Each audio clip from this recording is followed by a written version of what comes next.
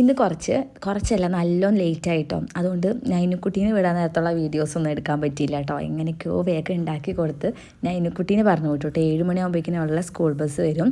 അതൊക്കെ കഴിഞ്ഞ് ഒന്ന് കുളിയൊക്കെ കഴിഞ്ഞു. ഇനി നൈനുക്കുട്ടീനെ സ്കൂളിലേക്ക് വിടേണ്ട ധൃതിയാണ് കേട്ടോ. ഇന്നത്തെ നമ്മുടെ ബ്രേക്ക്ഫാസ്റ്റ് നൂൽപുട്ടാണ് കേട്ടോ. നൂൽപുട്ടിന് ഞാൻ മുട്ടക്കറിയൊക്കെ ഉണ്ടാക്കണമെന്ന് വിചാരിച്ചു, പക്ഷേ ഉണ്ടാക്കാനുള്ള ടൈമൊന്നും കിട്ടിയില്ല. അവർക്ക് പഞ്ചസാര ഇട്ടിട്ടാണെങ്കിൽ അവർ കഴിക്കും, അതുകൊണ്ട് പഞ്ചസാര ഇട്ട് കൊടുത്തു വിട്ടു കേട്ടോ.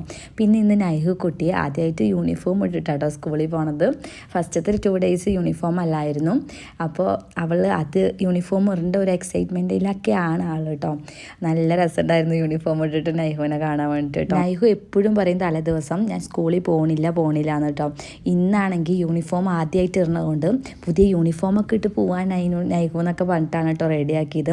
ഇവിടെ നിന്നൊക്കെ പോകുമ്പോൾ നല്ല ഹാപ്പി ആയിരുന്നു കേട്ടോ. പിന്നെ ആ യൂണിഫോം ഇട്ടതിൻ്റെ ഒരു സന്തോഷമൊക്കെ ഉണ്ട് ആളുടെ മുഖത്ത്. നല്ല ഹാപ്പി ആയിട്ടൊക്കെ പോയി അവിടെ കൊണ്ടിരുത്തിയപ്പോൾ ആളുടെ മുഖം അങ്ങോട്ട് മാറാൻ തുടങ്ങി കേട്ടോ, കരയാൻ തുടങ്ങി.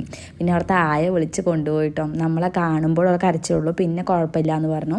അതൊക്കെ കഴിഞ്ഞ് വീട്ടിൽ വന്ന് അരി അടുപ്പത്തിട്ടു. പിന്നെ ഇന്ന് നമ്മൾ വെക്കണത് ഉണക്കമത്തി ചാറ് വെക്കാമെന്ന് വിചാരിച്ചു കേട്ടോ. അപ്പോൾ അത് വെള്ളത്തിലിട്ടിട്ട് നൈഹുവിനെ വിളിക്കാൻ പോയിട്ടോ. പിന്നെ അത് പച്ചമാങ്ങ ഇട്ടിട്ടാട്ടോ വെക്കണത്. സാധാരണ കൊടംപുളി ഇട്ടൊക്കെ വെക്കാറുണ്ട്. ഞാൻ പച്ചമാങ്ങ ഉള്ളതുകൊണ്ട് അതിട്ട് വെച്ചു കേട്ടോ. അങ്ങനെ പൊട്ടറ്റവും കൂടി ഫ്രൈ ചെയ്തു. അങ്ങനത്തെ പരിപാടി കഴിഞ്ഞു. ബൈ ടാറ്റാ.